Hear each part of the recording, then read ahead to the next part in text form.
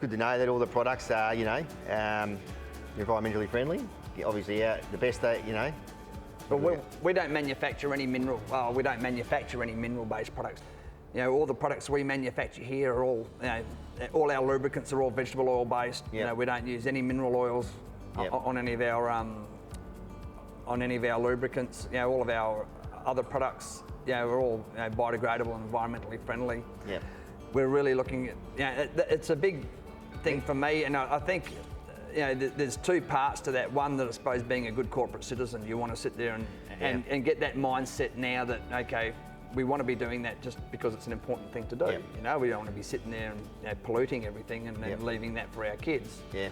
The other side of it is, on the business side of it, is there's going to be a point that's going to come where you can't use those products anymore anyway. A lot of our polymers are, a lot of them are used in food-based products, things like that. We buy tech grade, we don't buy a food-based product. Xanthan gum. Yeah, xanthan gum. Dolmio or Legos. You buy tomato sauce. Yeah, guar gum. Sauce. You buy a thick tomato sauce. It's not because they got more tomatoes in it. It's just because they put more xanthan gum in it. It's the thickest sauce on the market. Everyone's going to watch this interview and go and have a look in the supermarket aisle, turn around and go, xanthan gum. Yeah, you look it's at really fluid. You look at your ice creams, it'll have xanthan gum or it'll have guar gum as your thickener.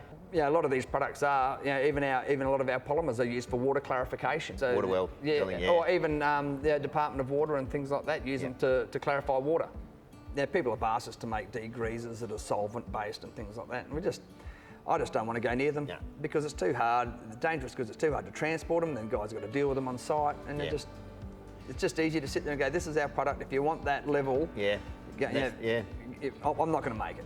Even bentonites, only issue with bentonites is breathing them in, which is just prolonged exposure. That's why we always say wearing dust masks and things like that, and that's probably some of the most hazardous stuff that we deal with. The rest of it, and then you can put. But the funny thing about that is it's even in ladies' makeup. It's in makeup, it's in face masks and all the rest of it, so you can get it all over your skin is fine. It's hilarious, isn't it? It's not a problem with that, and it's even in a lot of the hair gels. Yeah. So the clay hair gels that people use, it's bentonite based.